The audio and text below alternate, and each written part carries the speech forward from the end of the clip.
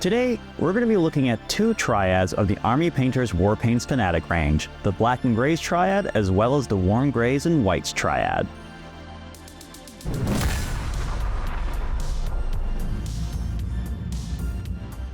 Hey everybody, welcome to Mobhammer. I'm Mob. We're going to start this off somewhat differently, but I swear it's relevant. Back in the early days of cinema, when technology was limited to black and white celluloid film, contrast was king. Filmmakers had to create striking images with details that popped in the absence of color. Later, when color film became common, black and white became a creative choice used for flashbacks to portray a bleak world or to depict an entirely different reality. So what does it have to do with miniature painting? I'm a filmmaker by trade, so naturally I think about how black and white can shape mood and storytelling. Even if it seems boring to talk about paints without color, having a strong grasp of black, gray, and white will give you a powerful tool in your miniature painting arsenal. Let's dive into these triads, starting with the Black and Grays Triad.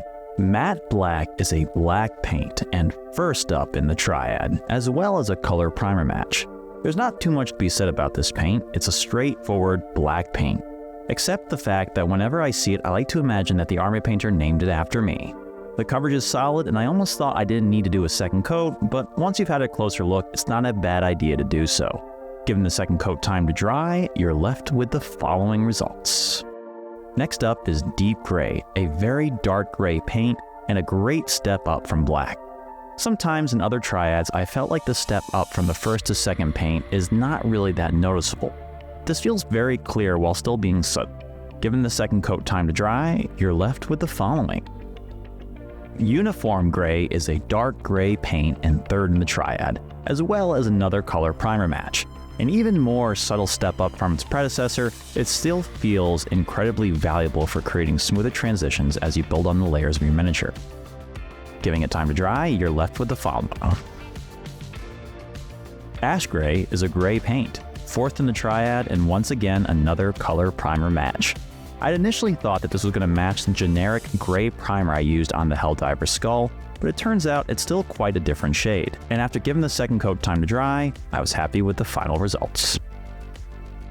Next is Company Gray, a light gray paint and fifth in the triad. The lighter the colors, the trickier it becomes to paint full coverage. But because I did prime it with gray, it does make it a whole lot easier. And at the end of the day, I'm most likely using this to paint my highlights as well as to brighten up other colors in my toolkit. Given the second coat time to dry, you're left with the following. Moving on to the final paint in the triad, Brigade Gray, a very light gray paint. I'm not gonna lie, I kept thinking I was messing up when I was applying. The difference between Company and Brigade is noticeable, but when you're spending an afternoon painting with a bunch of paints on your wet palette, you start to lose track and start to question whether you're applying the wrong color. So I do recommend keeping yourself organized and neat when getting your paints on the wet palette. Given the second coat time to dry, you're left with the following. Next, it's time to compare how the triad looks when on three different colored bases. It feels very dramatic seeing the colors progress from one to the next. As the more I look at it, the more unnatural it looks, but like in a cool and eerie way, that it feels like it belongs into a world devoid of color. Something to think about for your next diorama. Before we move on to the next triad, we're going to paint this Skaven with the Black and Gray Triad. Normally I would start with a zenithal with this sample painting. However, I felt it would be redundant and not be a good way to represent how this triad works. So I started with this miniature prime gray and then did my base coat fully with matte black. After letting that dry, I followed my routine by covering 80% of the miniature with the second paint in the triad, Deep Gray, followed by Uniform Gray, 60% of the miniature, Ash Gray, 40%, Company Gray, 20%, and finally, the last paint in the triad, Brigade Gray, which I ended up stippling on in some places, covering only about 10% of the raised surfaces.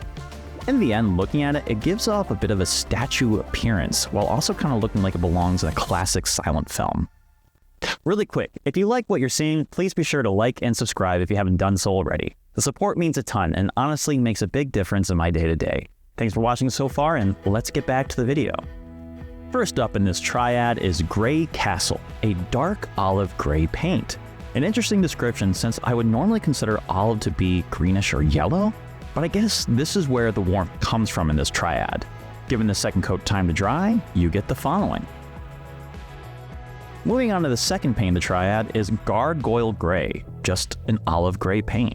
And yes, it's a little different from Grey Castle, but it's not as much as I thought it would be. I'm not gonna lie, the paints I'm about to show in this Triad, I think they all have their place in use, but they are incredibly similar. And while I thought I was getting confused between Brigade Gray and Company Gray in the previous Triad, well, buckle up.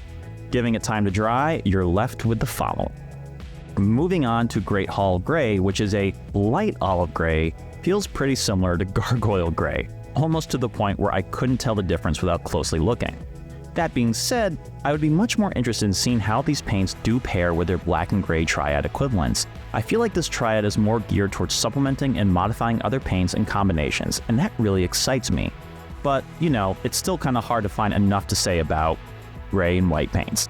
Giving it time to dry, you're left with the following results. Worn Stone is a pale olive gray paint and fourth in the Triad. There is definitely a distinguishable jump in lightness, but it doesn't necessarily stand out as the other color Triads. Once this is dried, you're left with the following. Brain Matter Beige is a very light yellowish gray. Again, another awesome name that stands out, even if it's only slightly brighter than the previous one. And finally, last in the Triad is Matte White, a straight-up white paint. And no, it's not named after a musician, I think. It is tricky to paint it and get full coverage, but that is fairly typical of a lot of pure white paints. It does require a grayish base coat or some other lighter color to get proper coverage. And although the gray base coat I had done had helped quite a bit, looking back, I kind of wish I did another thin coat. It's a good learning moment for learning how to best apply paints. Now, I was excited to see these paints side by side on the different colored bases I had, because that's really the best way to see how these paints and colors progress from one to the next. And as I mentioned, this was where I got a bit confused between which one's what and messing up the order.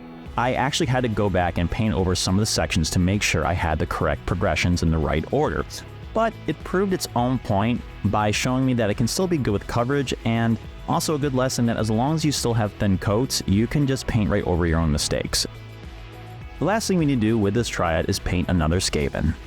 Just like last time, Grey Castle is used to base coat and cover 100% of the miniature, followed by Gargoyle Gray for 80%, Grey Hall Gray, Grey Hall for 60%, Worn Stone 40%, Brain Matter Beige 20%, and finally, Matte White for 10%.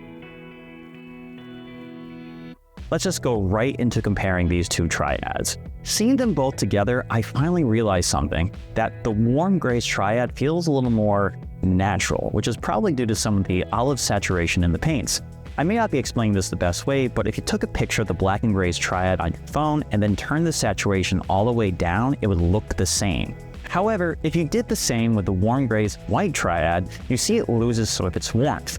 Take that as you will, but it definitely makes me think about how meaning and impact other painting choices can subtly influence how you feel about something. Anyways, I hope that you found this video enjoyable, and if you haven't already, please leave a like and subscribe to help the channel grow. Bye!